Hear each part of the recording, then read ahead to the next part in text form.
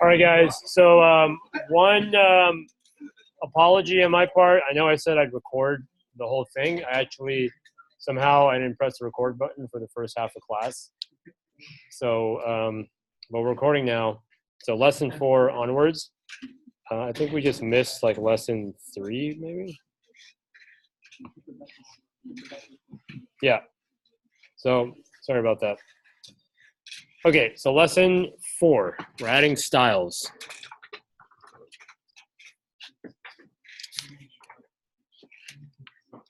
All right, so as we said before, CSS, Cascading Style Sheets, this is the code that we use to style our web page. Things like changing color, fonts, borders, positioning, all that stuff. Now, there are 3 ways we can apply the style. We can either do it inline, internal, or external. So we'll start with inline to see how that works. So let's start out by giving the background of our page a black color. We're going to go to our page here. We'll put it right on the body. And we'll say style equals background color black. And color will be white. So color refers to the font color. All right, let's save that and let's reload our page. Everything is black and the font color is white. So one thing about that, why did everything become black? Because body contains everything. So if you put the background black on the body, the background of everything becomes black.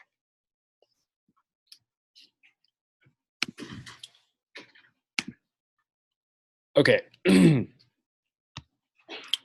Now, this is called inline styling, and it's not a good practice.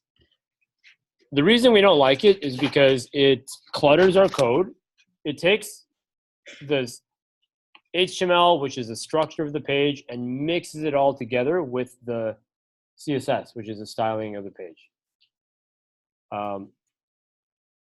Whenever possible, not just in web programming, but in programming in general, in software, whenever possible, if we can separate the code into multiple sections, where each section deals with something different, that's very helpful.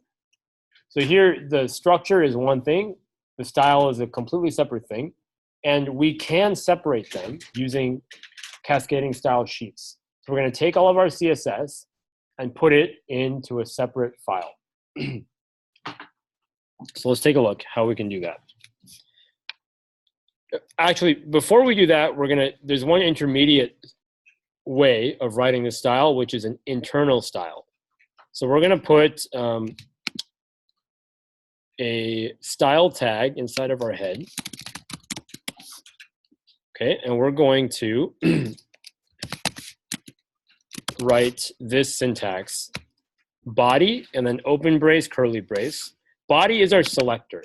This is going to determine which of our HTML tags gets selected or targeted. Which one are we applying the style to? That's the CSS selector. In this case, it's body. Here, we're going to type background color. This is a property. You could say this is the CSS property that we're going to change or set. And then this is the color. Well, I guess we were just doing black, so let's do that first. We can just say black. Okay, and then I'm going to delete this stuff. Oh, we also need color white. All right. Color white. And let's see what it looks like now. Same thing. Okay, let's change it to what they have here. I don't know what color this is. 0000066. And let's remove this one. Okay, it became blue. Okay, so this is a little bit better than doing it inline because at least it's separated within your code file. You don't have these like inline styles cluttering up your code over here, right? But we can do even one better than that, which is to put it inside of a external file, which we'll do in a moment. Okay, so some terminology here. What we have just done, this is a CSS rule. The selector in this rule is the body. This is in other words, the whole page is getting selected here because body contains everything. The property that we're changing here is the background color. And the value is the dark blue color that's represented by this. This is a hexadecimal, by the way. So one way to recognize hexadecimal is it has letters in it. So it's the digits 0 through 9, and then A, B, C, D, E, and F.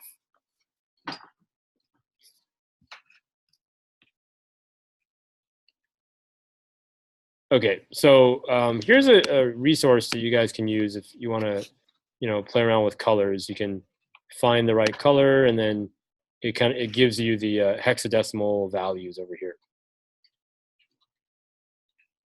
Oh, actually, this is the hexadecimal value, and then it's actually giving you some like a color palette to choose from. It's recommending some complementary colors that might look good with that color.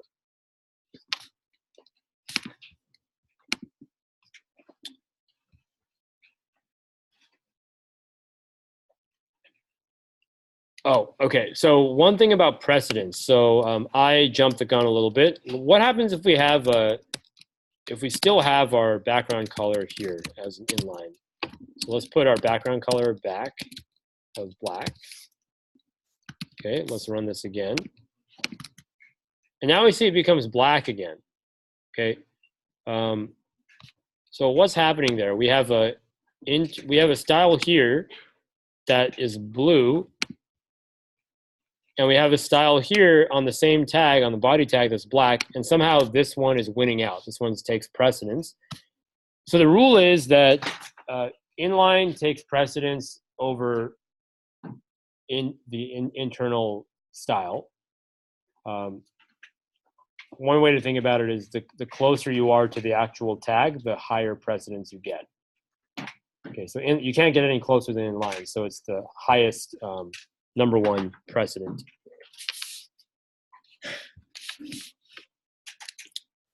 Okay, so so how can we fix this so that the blue takes precedent? There are a couple ways. We could use this thing, the exclamation point important. This will tell the browser to give this precedence, and now this one wins out. But really, you could just delete this here. That'll be just as good. We don't want that there. So let's get rid of that.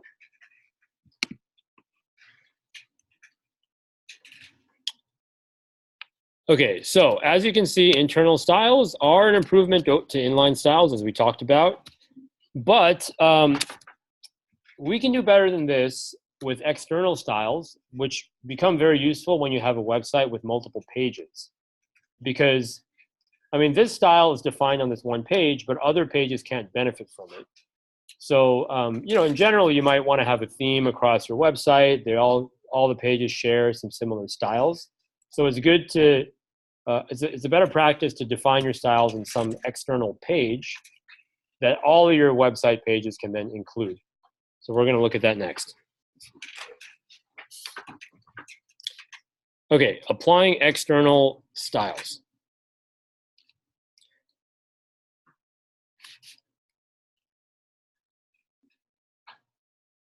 Okay, so let's start by removing the inline style on the body tag, and we'll remove the internal style created in the previous step.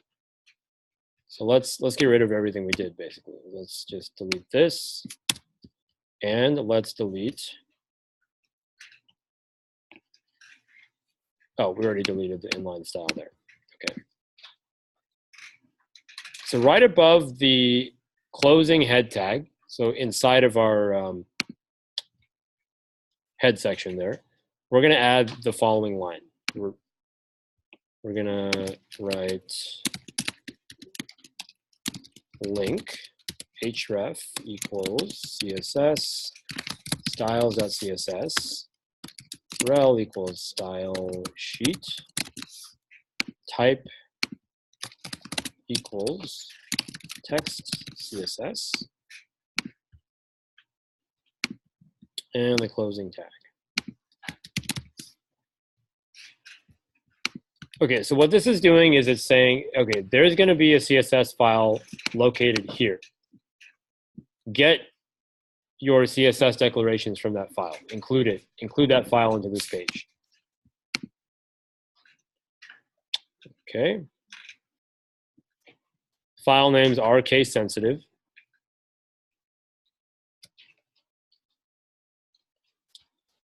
Okay, let's scroll down here.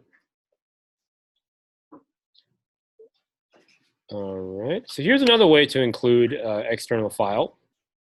You can use this syntax as well. So now we're going to actually add the file.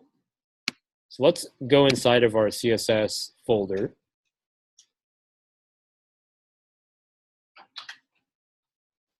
Where was it? Here, portfolio page, CSS.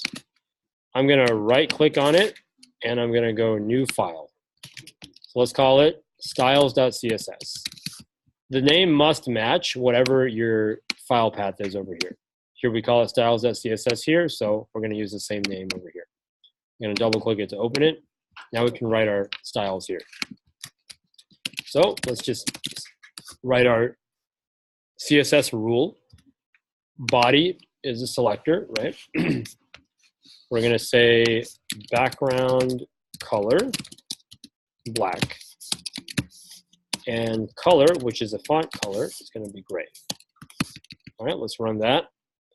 Let's run our code. Let's see what it looks like. That's not quite what I expected it to be. Background color black. Let's save this one. Maybe I didn't save it. Nope. All right, we got our first bug.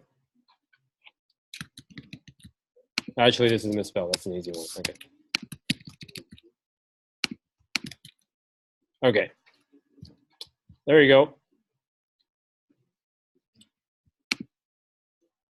Okay, so we have added our external CSS file.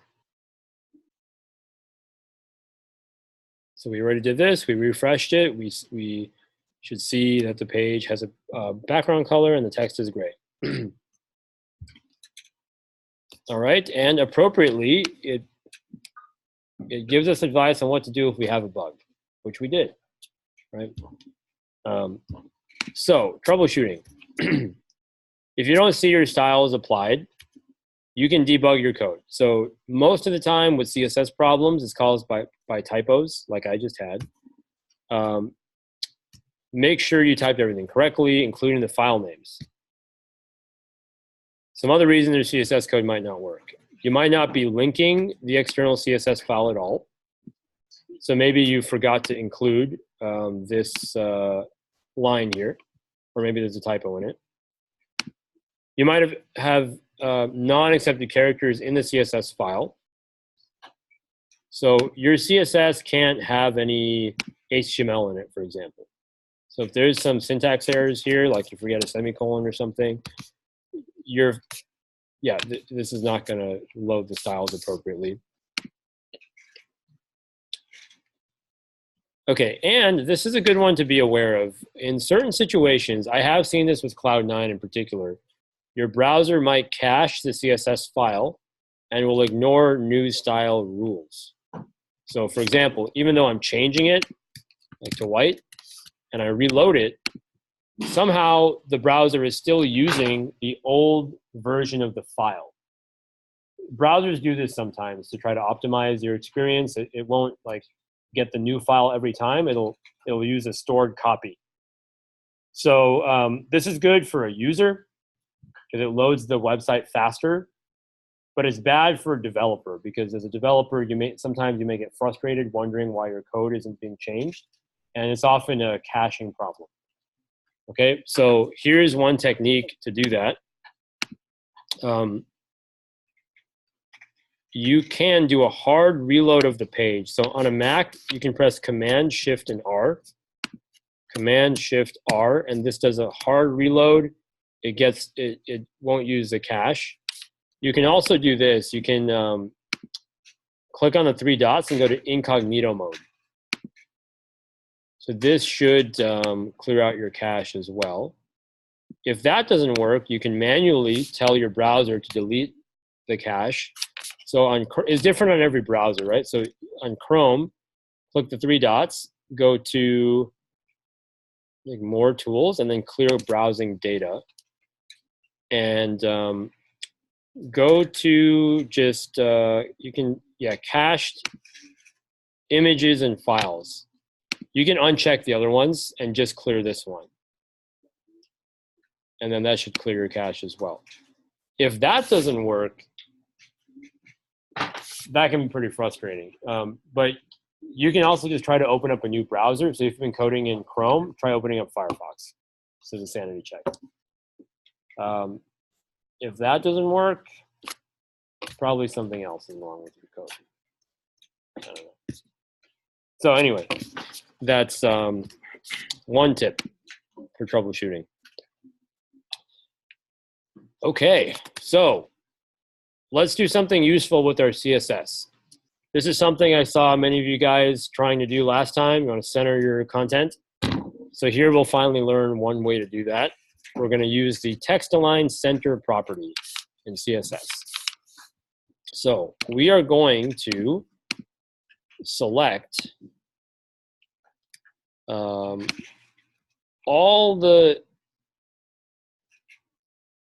everything that can contain text. So the header component, the nav, the main, and the footer. All of this contains text, and let's suppose we want it all to be centered.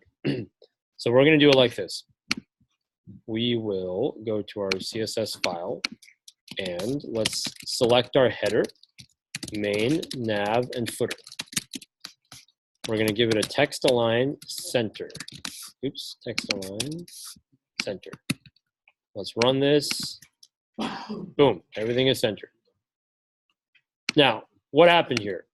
This whole thing is our selector. So in other words, it's saying we're going to select your header tag, main tag, nav tag, footer tag, and then apply this CSS rule to it. So this is the text align property. We're going to set it to this value, center. So again, the three things, this is the selector, this is the property, this is the value.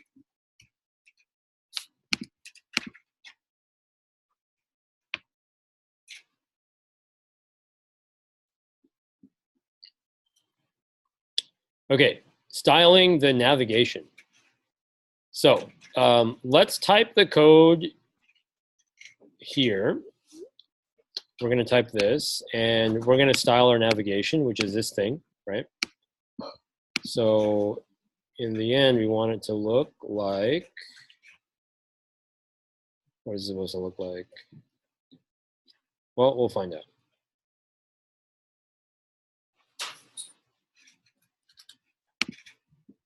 Okay, so let's drill inside of our navigation, nav A. Okay. What does nav A mean? So this is still our selector. What this means is any tag that's an A tag or a hyperlink that's inside of a nav tag will get selected. So we've got padding, 15 pixels, padding bottom, 4 pixels, font size, 1.8 EM, text decoration, none, and then color white.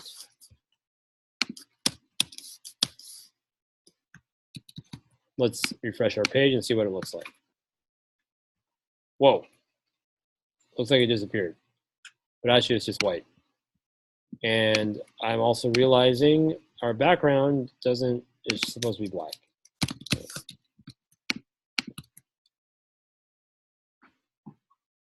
Okay, there you go. That's our new style for our nav. So let's go through this a little bit. So padding is the it adds space on the inside of an element.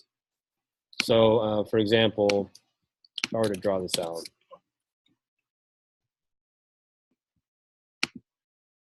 Okay, so it starts out as something that looks like this. This is our A tag. So if you remember here in our index.html, it's this. Each element of our navigation is one of these. It's a hyperlink. So this is a tag, right? Now in HTML, when it gets rendered on your browser, everything has a natural width and a height and boundaries. It's an element, right? So it takes up space on your page.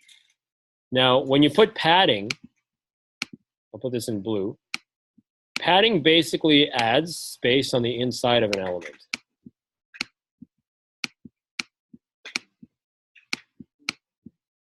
Like that. So here we added a padding of 15 pixels.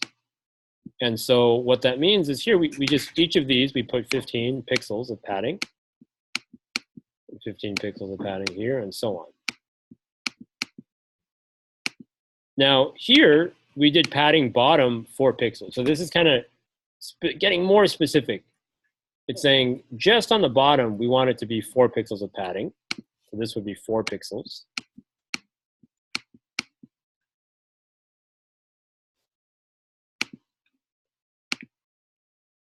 Font size. How big is the font? So EM is a unit. You'll see pixel, PX, or EM. EM is it's called a relative unit. It's using EM is a good practice for mobile-friendly websites. It makes sure that on different screen resolutions, it's because like a pixel may appear differently on a mobile versus a desktop, and so the EM helps you to kind of control like relatively how big things should be compared to each other. So it usually makes for better user experience. Okay, text decoration none. This got rid of the underline underneath the links, the hrefs. So if I got rid of this, right, we'll see the links appear right there. So if you want to get rid of those links, text decoration none. And finally, color white. That changes the font color to white. Okay, so we save the file, all right? And we see the changes. Okay, now let's pause for a moment and try to understand why did we say nav A instead of just A? Because this will work, right? If I just do A, this works just the same. So why do you think we're saying nav A instead of just A? Anyone have any thoughts on that? Okay, so we're specifically saying navigation. Yeah. Easier to find and change later. Okay, sure. I think those are all good reasons. There is one other reason, which is that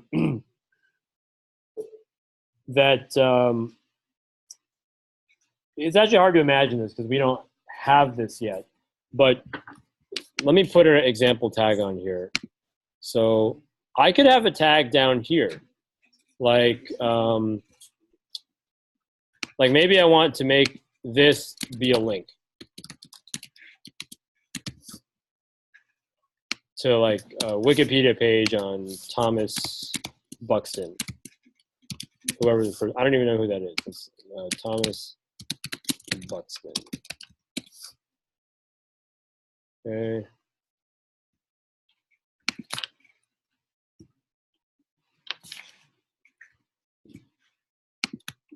Okay, let's link it. There it is. So we have another href tag here. Notice what happens. Look at that. The style got applied to that one too. That's not what we want. So when we say nav, we restrict it to only impact the A tags inside of a nav. So it gives us a little bit more control over our page. Now when I reload this, we see Thomas Buxton has. The style doesn't apply to Thomas Buxton. Okay, so it gives us more control. Why do I see this extra thing here? I think there's a bug. Let's take a look. Href. Oh, right here. Okay, thank you. There you go. Okay, great. All right. So yeah, exactly. If there was any other link within the page, it would have the same style as the navigation menu, which would look odd. Okay, so let's keep going. Let's add something fancy. Let's add this rule. It's going to add a hover pseudo class, which means that the styles are going to apply only when hovering over that specific element. You can add the hover pseudo class to any HTML element. So let's give it a try. So basically the idea is if I hover over it, the style should change. In our style, let's go nav a hover. This is called a pseudo class. Border bottom 2 pixels, orange solid. All right, font size 2 em, transition 0.9 seconds. All right, look at that. Whoa.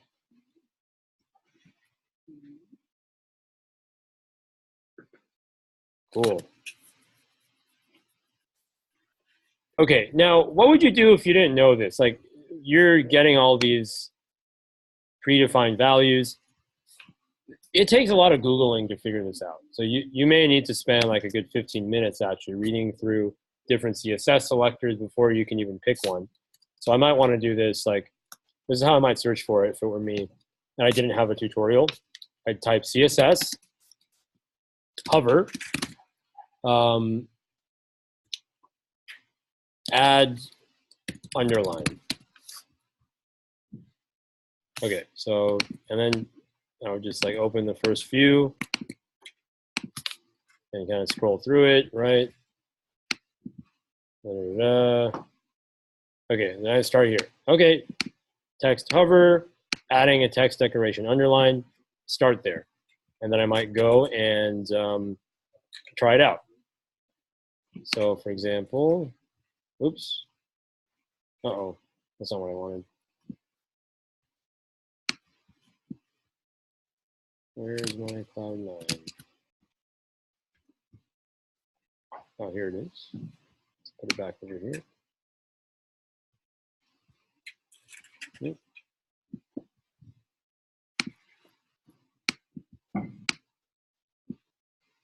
Okay, so then I might go back to my Cloud9. Oh, where did it go? Oh, here it is. Okay. And although that's not what we ended up doing here, right? We had a border at the bottom. So yeah, border is a little bit more rich in terms of its functionality. You can put like a width of the border, color, and so on. So it could take a lot of trial and error before you finally get to something that looks good. Just be aware, this is normal, right? It's part of the game when styling, web programming. There's a lot of Googling involved usually.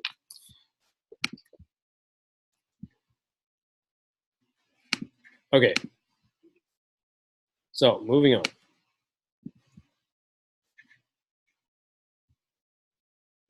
Okay, we are going to learn a very important principle here around positioning. So one of the things that CSS is very useful for is positioning your content.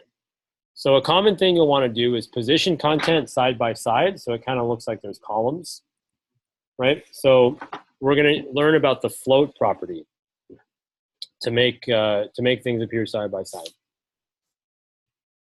So we're going to use the float property to have the containers next to each other. And specifically, this image is showing above the welcoming blurb, but we really want them to be side by side, right? So where was it? This one here. The image is appearing above, but we want them to appear side by side. We're going to use floats to achieve that.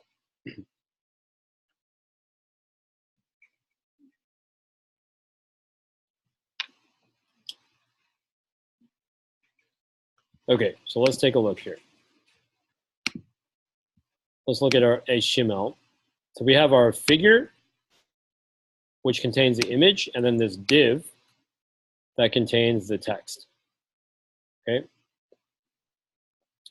So one thing we're going to do is we're basically going to float this to the left, and we'll float this to the left, and then they'll appear side by side.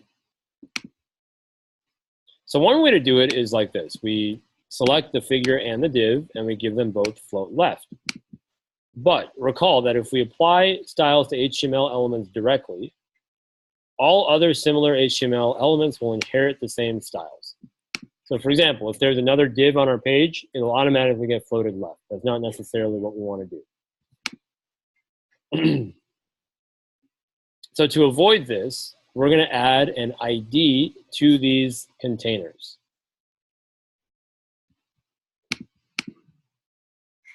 Here on the figure, I'm going to give it an ID. Let's call it me. And here, this ID, we'll give it welcome text.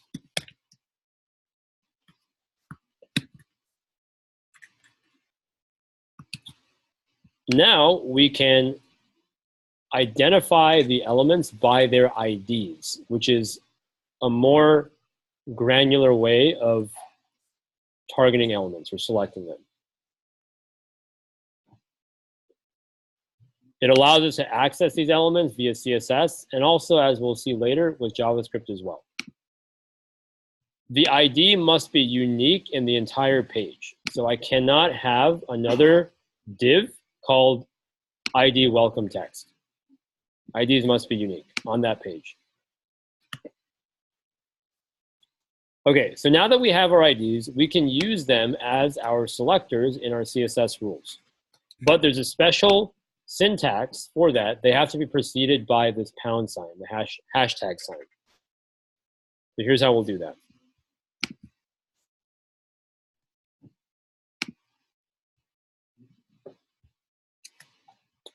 So we're going to do #me, #welcome text.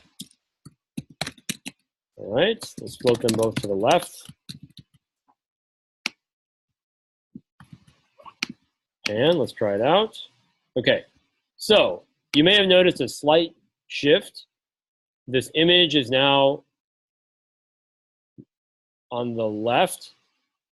This is also on the left, and somehow this footer came all the way up on the right. That's weird. So let's figure out what happened. Okay, so the footer section is in the wrong place. Okay, now one thing to keep in mind is we need to adjust the widths of these HTML elements here. So let's do it this way. We'll do a width of 50%.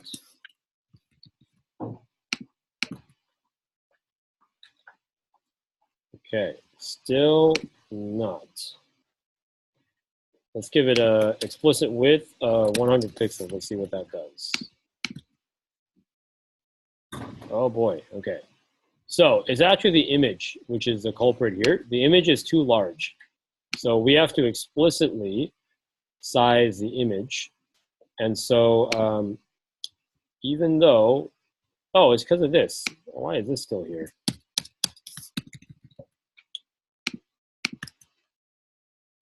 Whoa, now it's even bigger.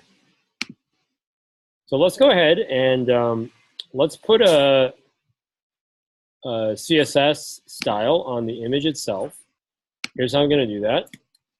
Me image. All right. So we're selecting the image that's inside of the me tag, me ID, and we'll give it a width of, let's say,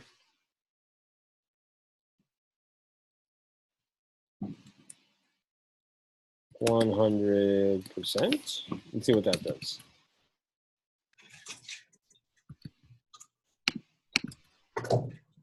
There you go. Okay, so what did I just do there? Basically, let me draw this out.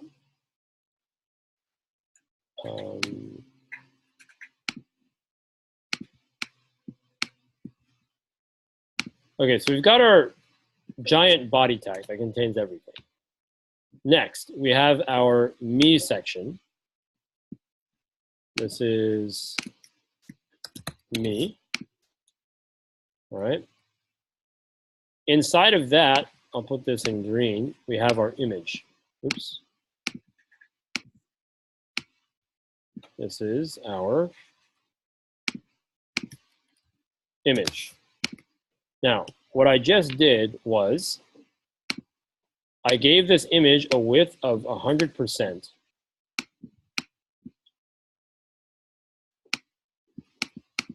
Width 100%, which basically means it's going to be the width of the parent container that contains the image. So in this case, the parent container is me, right? And me has a width of 100 pixels right now. So therefore, the image will also have a width of 100 pixels. Okay, we can actually play around with it. We can make it a little bigger. Let's say, let's try 50% again. Let's see what that does.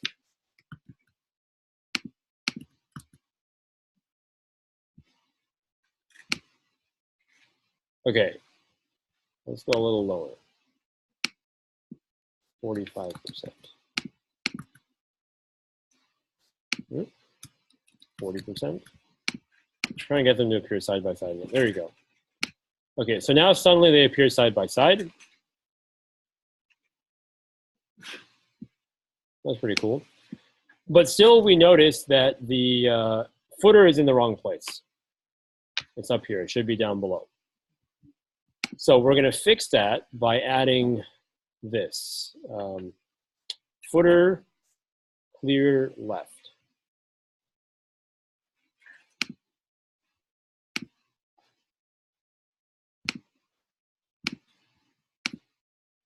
So here, footer clear left. All right. And then boom, it goes back to the bottom. Okay, if you're floating from the right, like suppose we did float right here, then you would need to clear right. A common practice though is just, you can do clear both and it'll just clear any floats. So in general, I recommend that you do clear both. So the rule is after you use float, you'll need to use a clear at some point. Otherwise, the structure of your page, the layout will be kind of distorted. Common mistake.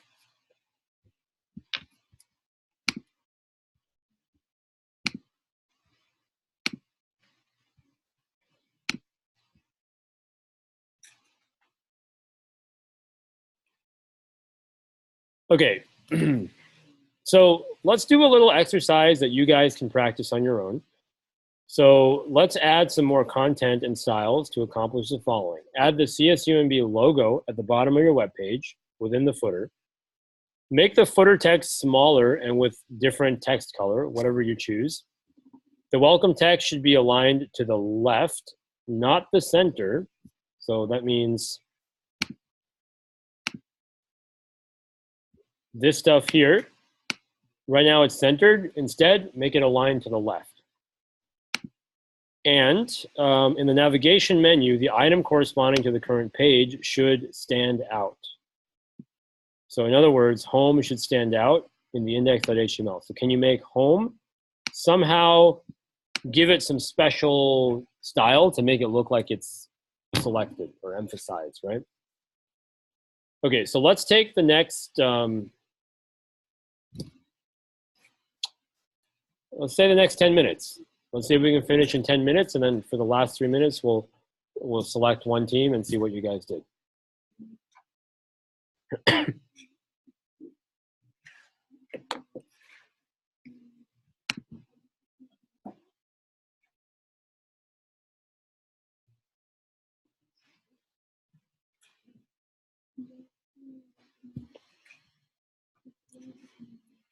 And you can pair up in teams on this one too. In fact, I recommend it.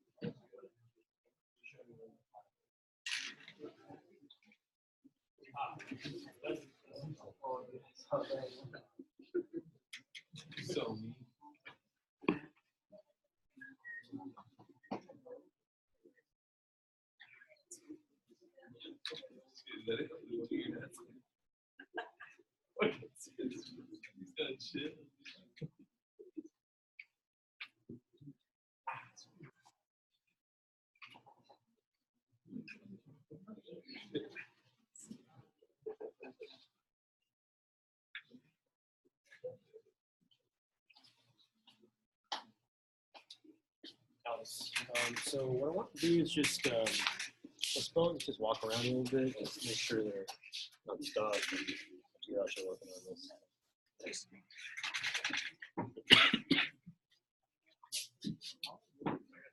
Just like ask how people are doing.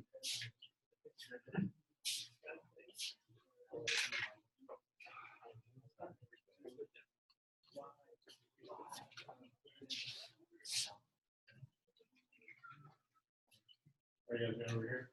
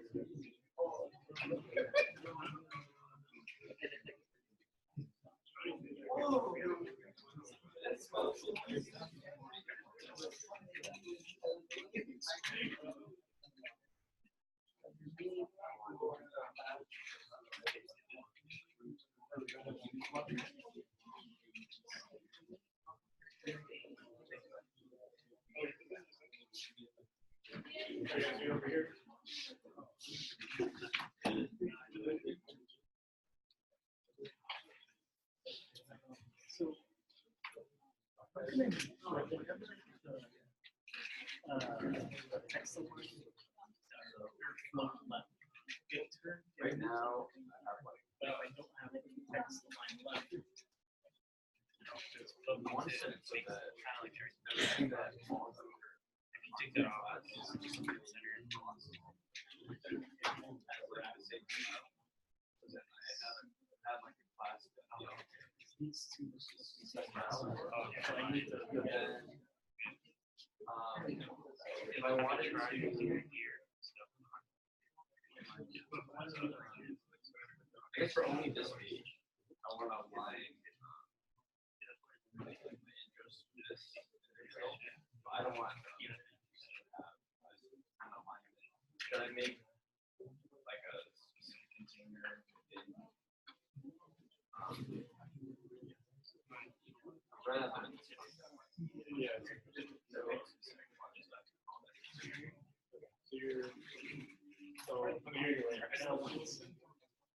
class content that you use. You only want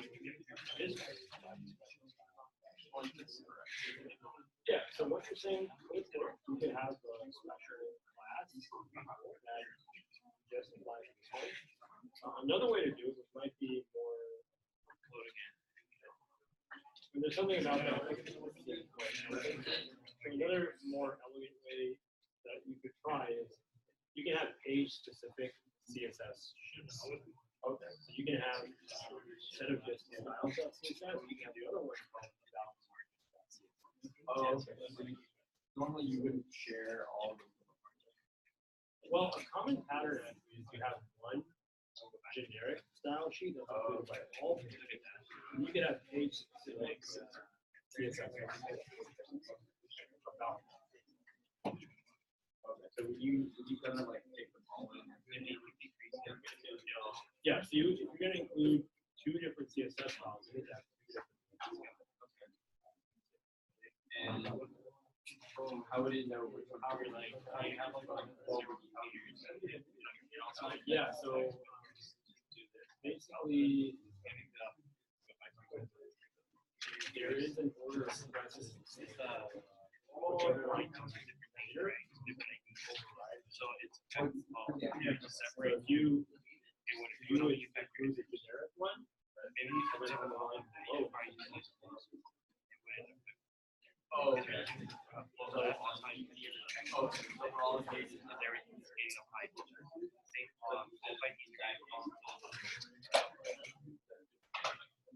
So you want to keep it separate.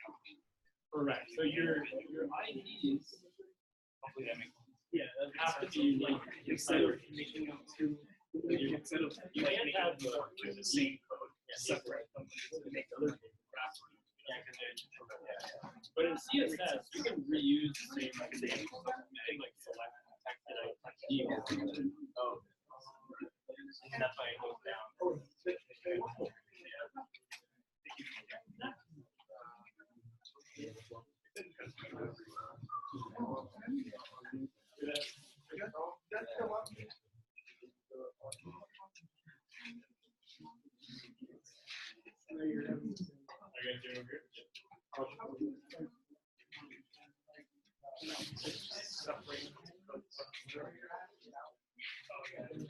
Instead of going me and walking text, do me.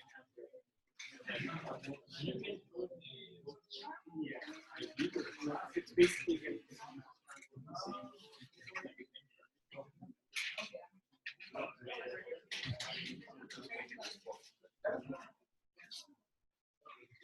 oh, yeah, that's fine. At least for what we've learned now. But I mean, yeah, generally, if there's practice for it, whenever possible.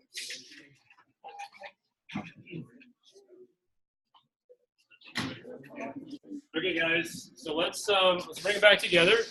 I'm gonna select one team. All right, to present. Let's see what you guys did. Name picker, pick one. Myra. Who's Myra? Oh, she went to the restroom. Okay, I guess she gets a pass. Mark. Mark here? Who's Mark? Oh, Mark. Are you good to present?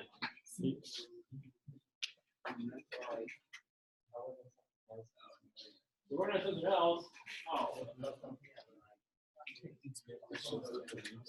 Okay, well, you get a pass or something, but in general, just like, let's do the lab activities together when we're. Oh, yeah.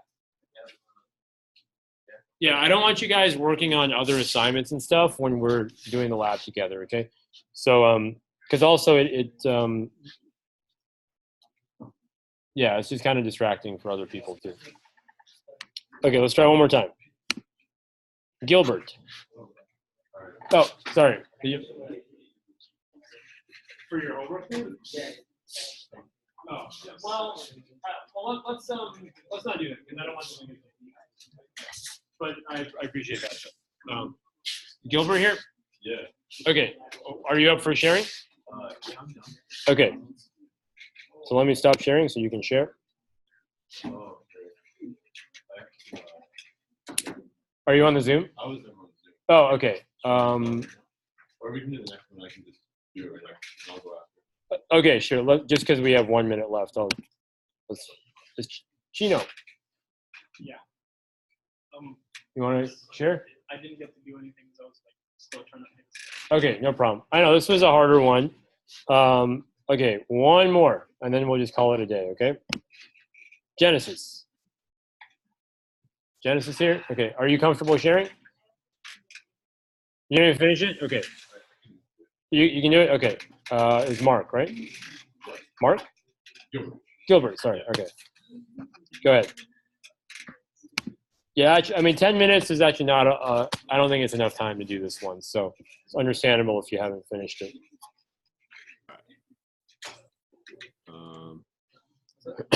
Okay, so that's it. Okay, great. Can we take a look at your code? Yeah. Okay, just press Control plus like 10 times. Yeah.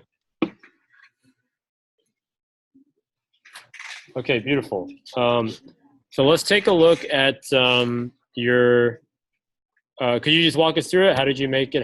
Let's start with the image. How did you get that on there? Oh, okay. So I have my image.